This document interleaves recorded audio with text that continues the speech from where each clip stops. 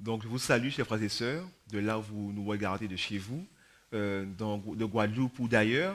Je vous dis bienvenue dans la maison du Seigneur et que le lieu où vous êtes, vous puissiez le sanctifier, le mettre à part, le préparer pour que Dieu puisse vous visiter. Ce soir, nous sommes mercredi, c'est un jour qui est réservé à la prière, un jour qui est réservé à la méditation, à la prise de conscience, à l'intercession et nous allons nous y atteler ensemble. Aujourd'hui, nous avons un sujet, c'est être unis avec le Christ, tout cela également dans l'amour fraternel. Union avec le Christ et amour fraternel. Je vous invite à lire ensemble Jean chapitre 17, à partir du verset 20. À partir du verset 20. Donc, dans Jean chapitre 17, il est question de la prière sacerdotale. Jésus qui prie son Père, qui intercède auprès de Dieu, pour lui, mais pas que, pour ses disciples, pour ceux qui vont accepter la parole de Dieu à travers les disciples. Et ce qu'il nous faut tirer de cet exemple, c'est que quand Jésus priait, il ne priait jamais pour lui-même. Il priait pour être une bénédiction aux autres. Il priait pour que les autres puissent entendre et comprendre et découvrir qui était son Père. Alors, à partir du verset 20 de Jean 17, il dit, ce n'est pas pour eux seulement que je prie, donc pour ses disciples, mais encore pour ceux qui croiront en moi par leur parole, afin que tous soient un, comme toi, Père, tu es en moi, et comme je suis en toi, afin qu'eux aussi soient un en nous, pour que le monde croie que tu m'as envoyé. Amen. Nous allons prier pour que Dieu puisse nous faire grâce de saisir l'enseignement qu'il a dans ce verset.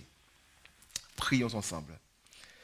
Notre Père, notre Dieu, nous te remercions, Seigneur, pour ta parole. Père, nous te remercions pour ta présence. Car, Seigneur mon Dieu, tu nous fais grâce et miséricorde de la vie. Tu nous fais grâce, Seigneur mon Dieu, d'être attirés vers toi, alors que la chair, mon Dieu, nous dit de fuir loin de toi. Seigneur, nous te prions que ton esprit soit présent afin de nous inspirer et que nous puissions, Père, nous réveiller et nous réformer. Seigneur mon Dieu, transforme nos vies. Que ce moment de méditation et de prière soit un moment décisif dans notre course chrétienne. Nous avons prié en Jésus, Père, et pour ta gloire. Amen. Un avec le Christ en Dieu. Les projets de Dieu, du moins le projet de Dieu, est que ses enfants soient pleinement unis entre eux, mais aussi pleinement unis à lui. N'espère-t-il pas, donc, est-ce que nous n'espérons pas vivre ensemble dans le même ciel? Nous sommes dans l'église de Dieu, chaque mercredi, chaque dimanche, chaque sabbat, et nous essayons de multiplier ces rencontres fraternelles. Mais pour quelle raison? Parce que nous savons que nous serons tous ensemble dans le ciel. Mes chers amis, il nous faut chercher cette unité, non pas d'apparence, mais cette unité d'esprit et de cœur.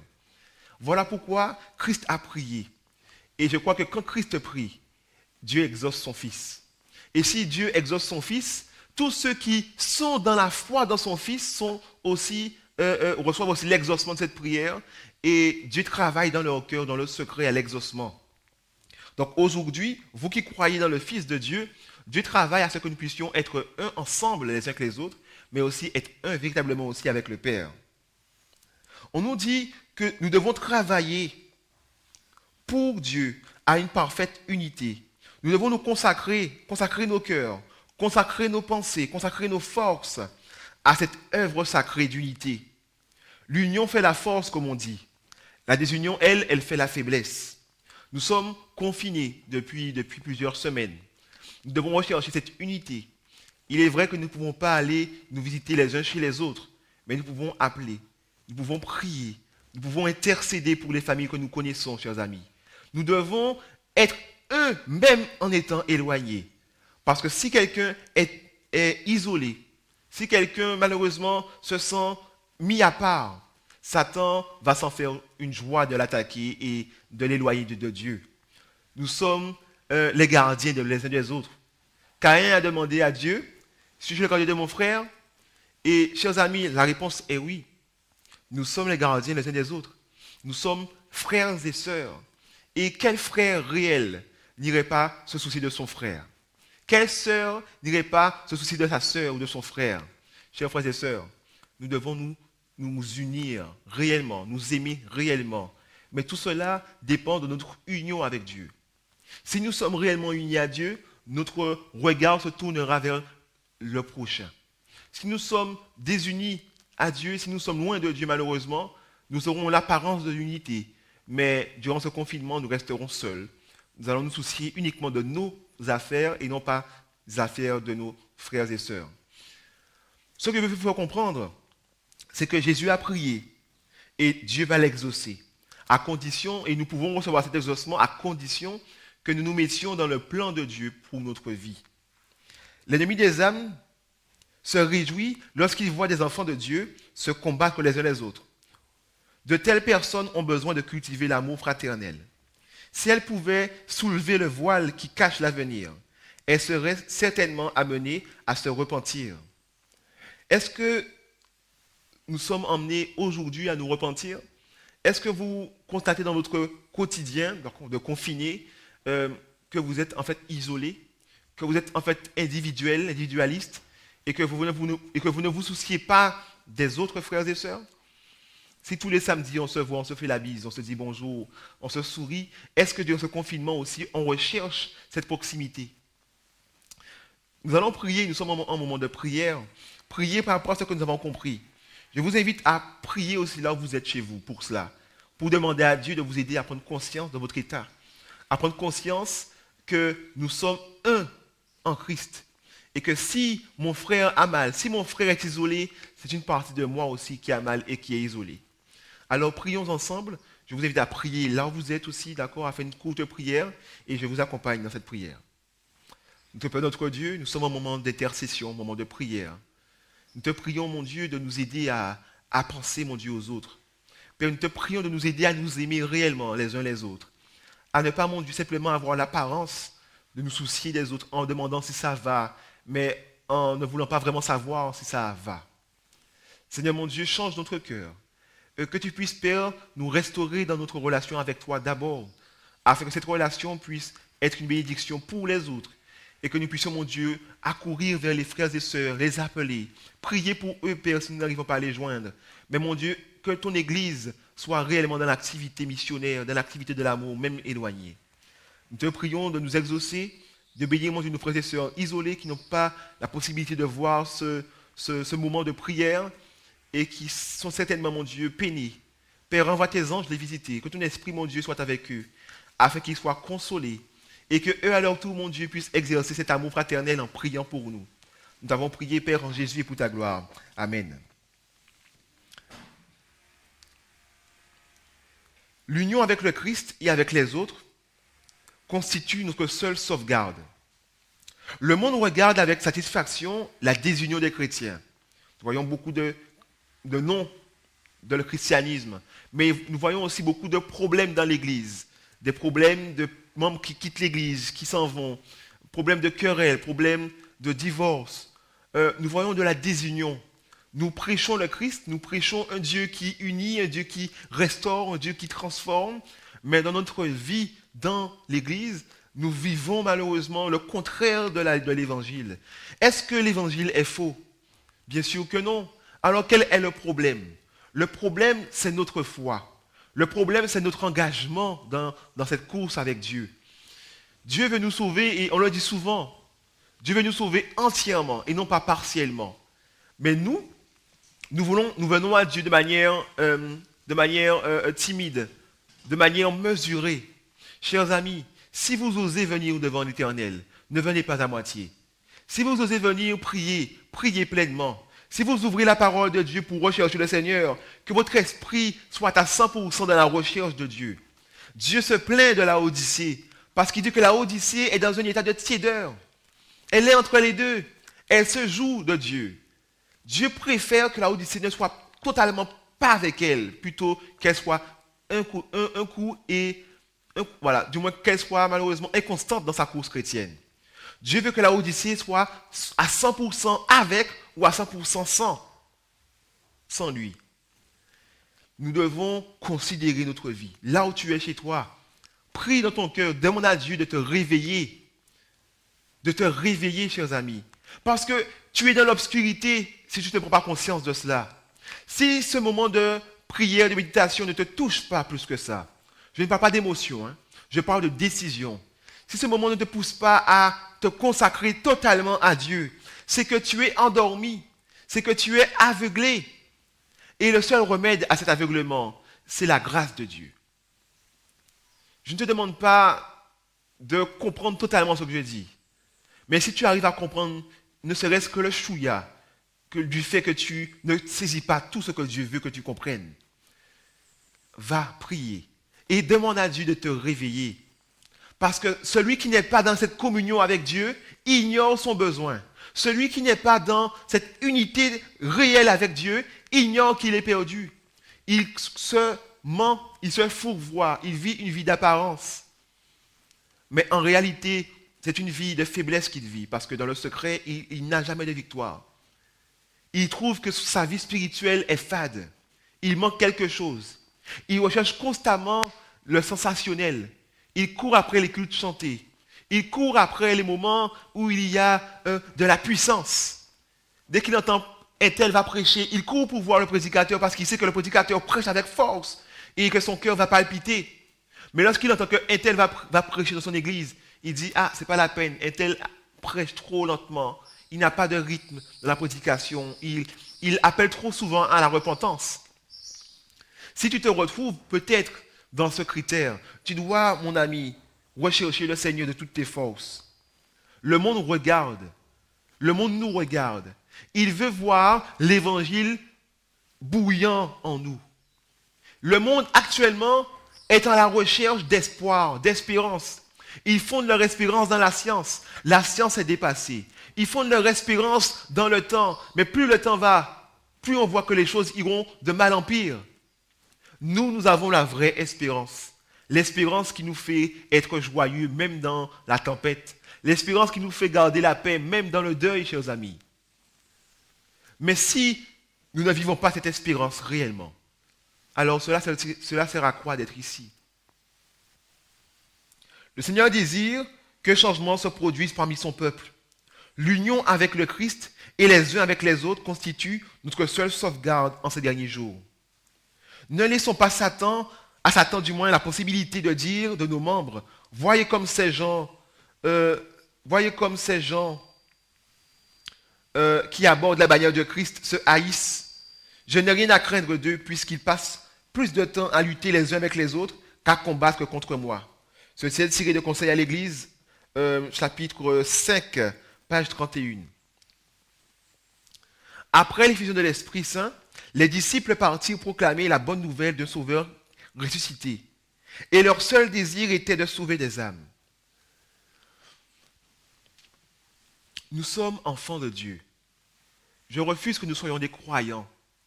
Le croyant, il est assis à l'église, il donne la dîme, il est présent aux réunions. Mais le croyant n'est pas un disciple. Nous devons être des disciples. Le disciple, du moins le croyant devient disciple lorsque Christ tient la barre de sa vie. Le croyant devient un disciple lorsque Christ est devenu une partie de lui. Chers amis, nous devons rechercher cette effusion de cet esprit, cette plénitude de Dieu, ce réveil qui nous pousse à la mission. Même confinés, nous pouvons être des missionnaires dans l'intercession, car celui qui intercède est un missionnaire, mon ami. Prions les uns pour les autres, permettons à Dieu d'agir puissamment dans les foyers.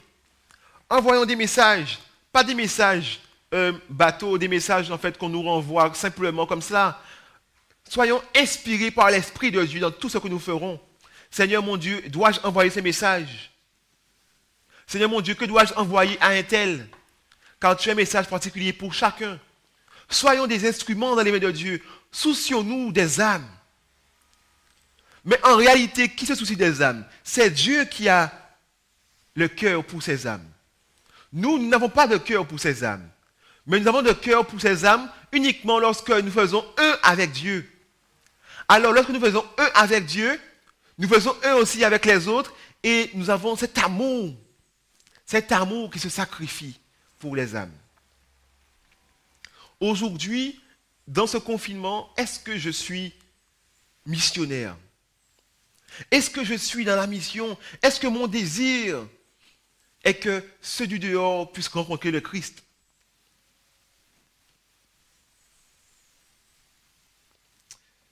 Chers amis, les disciples jouissaient des douceurs de la communion des saints, mais du Saint-Esprit d'abord. Nous aimons être ensemble et il nous faut être ensemble. Nous avons des rencontres sur Zoom avec le secteur. Nous pouvons aussi en avoir avec notre église parce que nous connaissons personnellement. Nous avons des rencontres de jeunesse un peu partout avec l'Union anti-Guyane. Nous pouvons voyager en métropole pour voir les frères et sœurs dans le monde entier aussi. Gloire au Seigneur. Mais cette communion avec les saints n'a de sens uniquement si moi, je viens rempli du Saint-Esprit. Parce que dans cette communion avec les saints, le but est que l'Esprit de Dieu qui est en nous puisse nous édifier tous dans le corps de Christ. Mais si je viens dans cette communion fraternelle et que moi je viens sans l'Esprit de Dieu, avec un mauvais esprit, je viens malheureusement pour désunir et non pas pour unir. Mais si je viens rempli de l'Esprit, je serai une bénédiction même dans mon silence. Je serai une bénédiction même simplement dans mon écoute. Parce que Dieu sera avec moi, Dieu sera avec nous.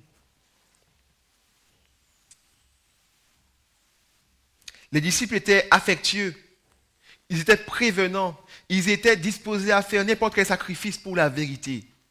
Dans leurs relations quotidiennes, les uns avec les autres, ils manifestaient l'amour que le Christ leur avait ordonné de révéler au monde.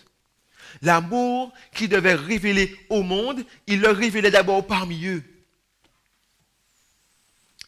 C'est possible que nous ayons péché. C'est possible que les dirigeants de l'Église aient péché contre Dieu en n'agissant pas comme ils devaient agir, en étant mal dirigés, en se souciant peut-être plus de leur statut, de leur apparat. C'est possible, nous sommes des hommes, nous sommes faillibles. Mais nous pouvons nous repentir. Dieu aime rappeler son peuple à l'ordre, non pas pour le punir, mais pour pouvoir le bénir. Si nous avons manqué le but, si jusqu'à aujourd'hui, nous ignorons ce qu'est réellement cette communion avec le Saint-Esprit et cette communion avec les frères et sœurs, nous devons rechercher ce que cela signifie. Et Dieu est disposé à nous le révéler. Si aujourd'hui nous avons manqué le but en aimant davantage les gens du dehors plutôt que les membres d'église d'abord, ce n'est pas un problème. Repentons-nous et réparons nos torts. Aimons-nous. Nous allons faire un deuxième moment de prière pour demander à Dieu, encore une fois, de nous venir en aide et de consolider ce qu'il nous apprend. Parce que je le rappelle, quand nous écoutons quelque chose, au bout de 72 heures, nous oublions 95% de ce que nous avons lu ou entendu. Alors, ce que je vous dis là, certainement, actuellement, vous dites Amen, cela vous résonne à votre esprit, mais après 72 heures, vous allez oublier 95% de ce qu'on a dit. Mais avec l'aide de Dieu, ce que nous avons dit, nous pouvons le vivre. Et c'est l'objectif. Pour ne pas oublier ce que nous avons dit, ce que nous entendons, nous devons le vivre. Alors prions pour que nous puissions vivre ces choses. Notre Père, notre Dieu, nous voulons prendre du recul, mon Dieu, en ta présence pour pouvoir comprendre. Souvent, mon Dieu, nous sommes prompts à dire Amen, mais nous ne saisissons pas en fait ce que tu veux nous enseigner. Père, tu nous enseignes aujourd'hui à nous aimer, à vivre cet amour, à le montrer, mon Dieu, dans l'action. Encore plus, Père, durant ces moments difficiles. Tu nous dis, Père, que notre seule sauvegarde est cette communion avec ton esprit, mais aussi avec les saints, avec les frères et sœurs. Seigneur mon Dieu, donne-nous cette mission d'être de ceux qui gardent leurs frères. Aide-nous, Père, à être de ceux qui gardent cette union, cette relation, qui recherchent. Père, tu nous bénis. Aide-nous, Père, à être dirigés par toi, car certainement, il y a de ceux qui seront plus ailés que d'autres, qui voudront appeler, mon Dieu, sans arrêt, mais peut-être qu'en appelant sans arrêt, cela fera aussi du tort. Père, dirige chacun par ton esprit, afin que ce qui soit fait ne soit pas peu et ne soit pas trop. Nous te prions, mon Dieu, parce que nous voulons, mon Dieu, l'expérience de cette foi. Nous voulons, Père, que le monde puisse voir que même dans les difficultés, et du moins surtout dans les difficultés, nous croyons davantage en toi. Seigneur mon Dieu, nous voulons attirer les hommes à toi de par notre vie. Mais Père, c'est Jésus qui attire les hommes. Alors que Christ soit élevé dans notre vie, afin que l'amour, mon Dieu, puisse abonder, mon Dieu. Nous avons prié en Jésus et pour ta gloire. Amen. Amen. L'harmonie et l'union constituent notre meilleur témoignage. L'harmonie et l'union constituent notre meilleur témoignage. Nous avons vu que cela constitue notre meilleure sauvegarde parce que cela nous garde ensemble, cela nous préserve aussi des attaques de Satan de manière individuelle. Parce que lorsque quelqu'un souffre, nous souffrons avec cette personne et nous intercédons, nous sommes dans la mission. Mais cela aussi, cette harmonie, cette communion avec l'Esprit de Dieu et avec les frères et sœurs constitue aussi un puissant témoignage. Ce n'est pas l'opposition du monde qui nous fait courir les plus grands risques. Le monde peut être contre nous, ce n'est pas un souci ça, ce n'est pas le plus grand risque que nous courons. Le mal que nous gardons dans nos cœurs est bien plus dangereux et c'est lui qui retarde le plus l'avancement du règne de Dieu. Si Dieu n'est pas encore venu, ce n'est pas que son Église n'est pas prête. Dieu ne revient pas chercher le monde, chers amis. Dieu revient nous chercher. Mais nous qui revenons chercher, nous qui professons le nom de Christ, nous avons encore dans notre cœur trop de péchés que nous chérissons. Nous avons encore trop d'orgueil en nous. Nous ne voulons pas être mûrs, matures spirituellement. Nous fuyons cette maturité et nous restons des enfants. Nous courons vers ce lait. Nous aimons les querelles, les disputes, les jeux d'argent, les choses qui sont vaines, frivoles. Nous aimons être des fanfarons, faire des blagues toute la journée. Et nous fuyons la piété. Nous devons plus, au lieu d'avoir peur du monde, nous devrions avoir peur de notre propre cœur et le soumettre constamment devant Dieu. Nous ne pouvons affaiblir davantage notre vie spirituelle qu'en étant envieux, qu'en étant dans le soupçon de nos semblables, qu'en nous laissant aller à la critique et à la calomnie.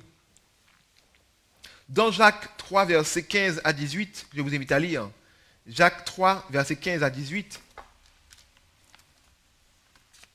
Jacques chapitre 3, versets 15 à 18.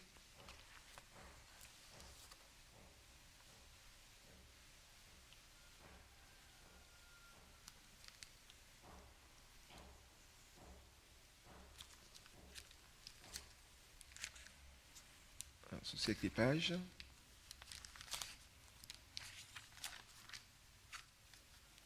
Il nous est dit, cette sagesse n'est point celle qui vient d'en haut, mais elle est terrestre, elle est charnelle, elle est diabolique. Car là où il y a un zèle amer, un esprit de dispute, là où il y a de la discorde et toutes sortes de mauvaises actions, ce n'est pas la sagesse de Dieu. La sagesse d'en haut est premièrement pure. Ensuite, elle est pacifique et recherche la paix. Elle est modérée, elle est maîtrisée, elle est conciliante. Elle est pleine de miséricorde et de bons fruits. Elle est exempte de duplicité et d'hypocrisie, chers amis. Le fruit de la justice est semé dans la paix par ceux qui recherchent la paix. Amen. Nous devons rechercher la sagesse d'en haut et non pas celle du monde. Celle du monde va justifier le mal. Elle va justifier les mauvais traits de caractère. Elle va justifier les comportements qui offensent le maître. Mais la sagesse qui est d'en haut, elle est parfaite. Parce qu'encore une fois, cette sagesse, elle prend sa source en Dieu. Et encore une fois, si nous sommes dans la communion avec Dieu, chers amis, nous allons l'expérimenter. Aujourd'hui, j'insiste sur le fait de rechercher la communion avec Dieu. D'abord, qui va nous faire grâce de la communion avec les frères et sœurs. Nous connaissons ce message, nous l'entendons souvent, nous le savons, mais nous avons du mal à le mettre en pratique. La Bible nous dit de ne pas être des auditeurs oublieux. Nous écoutons et après, nous nous bornons à ne pas écouter, chers amis. Méditons sur ce qui est dit aujourd'hui. N'écoutons pas seulement ce qui est dit, n'écoutons pas simplement la parole de Dieu, mais soumettons-nous à elle. Plions notre volonté à la parole de Dieu. Soyons violents. C'est le moment de changer. Dieu nous donne ce temps pour pouvoir changer. Après ce temps, si vous n'avez pas fait un pas de plus, cela sera compliqué de faire un pas de plus tard. La sœur White nous fait comprendre que quand Dieu veut que son peuple change de voie, ou du moins progresse, Dieu lui envoie une épreuve. Mais cette épreuve n'a pas pour but, encore une fois, de détruire, de briser son peuple. Cette épreuve a pour but de le fortifier, de le perfectionner, de le rendre plus parfait dans la foi. Mais si cette épreuve que nous vivons actuellement ne nous rend pas plus parfait dans la foi, alors Qu'est-ce qui se passe? Qu'est-ce que tu dois faire? Il va augmenter l'épreuve. Et vous allez avoir des difficultés plus grandes encore. Et si vous n'apprenez pas dans la douleur, vous n'allez pas apprendre. Chers amis, nous devons être humbles. Nous devons être intelligents et reconnaître notre sentier. Sondez votre propre cœur. Est-ce que vous êtes sage aux yeux du monde ou vous avez la sagesse d'en haut? Dans Jacques, encore une fois, dans Jacques 1, me semble-t-il, Dieu nous dit, Jacques 1, verset 6, il nous dit que si quelqu'un manque de sagesse, qu'il la demande à Dieu. Car Dieu donne à tous simplement et sans reproche. Si tu constates qu'il te manque de la sagesse, demande cette sagesse à Dieu. Dieu va te la donner volontiers, cher ami. Prions de nouveau pour cette sagesse. Notre Père, notre Dieu, tu nous appelles à l'unité. Tu nous dis que tu veux exaucer ton Fils Jésus-Christ qui a prié il y a plus de 2000 ans pour que nous puissions être un avec lui, mais aussi un avec les autres. Père, tu nous invites à nous soumettre à toi, à faire preuve d'humilité, à sonder notre propre cœur, à nous préparer, Seigneur, car tu veux nous exaucer, tu veux, Père, nous rendre un. Seigneur mon Dieu, nous voici. Tu nous connais, tu nous vois, Père, dans nos foyers. Tu nous vois, Seigneur mon Dieu, notre intimité. Seigneur, s'il te plaît, accorde-nous la sagesse d'en haut. Accorde-nous, mon Dieu, la sagesse qui est pure. Celle, mon Dieu, qui n'est pas hypocrite, qui ne prend pas de masque. Celle, Père, qui ne prend pas de forme dans le formalisme, mais celle, mon Dieu, qui est pure, qui est sans tache. Celle, Père, qui recherche en fait la paix. Celle qui recherche ta présence constamment et le bien des autres. Celle qui est conciliante et pleine de miséricorde. Seigneur, tu ne nous fais pas prier en ce moment pour pouvoir nous laisser sans exaucement. Père, tu ne nous invites pas à prendre conscience de notre état pour nous laisser sans remède. Père, tu nous donnes le remède en Jésus-Christ. Augmente notre foi et aide-nous, mon Dieu, à attendre cet exaucement dans l'activité. Aide-nous, Père, à attendre cet exaucement, Seigneur mon Dieu, dans la prière, dans le jeûne, dans l'étude, dans le renoncement, dans, Seigneur mon Dieu, cette réforme sanitaire que nous devons opérer parce que tu veux habiter en nous. Et tu viens, Père, dans un corps dont nous avons pris soin, un corps physique, spirituel et émotionnel. Père, aide-nous à prendre soin de notre être tout entier quand tu viens. Père, aide-nous à vivre dans la foi, car tu vas nous exaucer, tu vas nous remplir de ton esprit, Seigneur. Alors aide-nous à vivre comme des gens qui ont été exaucés. Aide-nous, Père, à balayer devant notre porte, car tu viens, mon Dieu, sous peu. Encore une fois, Seigneur mon Dieu, pardonne-nous de nos manquements. Veuille nous unir à toi et aussi les uns avec les autres. Nous avons prié, Seigneur mon Dieu, en Jésus, pour ta gloire. Amen. L'harmonie, chers amis, et l'union qui existe parmi les hommes, aux dispositions diverses, est le plus fort témoignage qui puisse être rendu du fait que Dieu a envoyé son Fils dans le monde pour sauver les pécheurs. C'est à nous qu'il appartient de rendre ce témoignage. Certainement, vous allez me dire que vous n'avez pas le don de prêcher, le don d'enseigner. Vous n'êtes pas à l'aise en allant frapper aux portes. Vous allez prendre plein de raisons, plein de faiblesses que vous avez pour ne pas accomplir cette mission. Mais la manière première dont nous pouvons accomplir cette mission, chers amis, c'est en vivant l'évangile. Je vous le dis, j'insiste dessus. Un témoignage rempli de l'esprit silencieux est plus puissant qu'une prédication qui est vide de cet esprit. Celui qui est assis dans l'église, chez lui, qui est assis dans un lieu public, mais qui est dans la communion avec le Saint-Esprit et qui est un avec ses frères et sœurs et qui est silencieux, sauve des vies sans le savoir. Et dans l'éternité, Dieu va lui révéler le bienfait. Mais celui qui parle, qui jacasse, qui ouvre sa bouche partout, qui fait toutes sortes de gestes, mais qui n'est pas rempli de l'esprit, qui le fait par ses propres forces, malheureusement fait plus de tort à l'œuvre de Dieu parce qu'il perd les âmes en prononçant le nom de Jésus. Parce que lorsque ces âmes, on le regarde, ils voient une vie qui n'est pas à l'image de Jésus. Ils constatent que cet homme est un imposteur. Et alors, ils pensent automatiquement que l'évangile aussi est une erreur, est une imposture. Chers amis, le plus grand témoignage que nous pouvons porter se trouve dans notre communion avec Dieu et dans notre communion avec les frères et sœurs. Je m'arrête là pour ce soir. Et je vous dis simplement de persévérer, de tenir bon, de ne pas,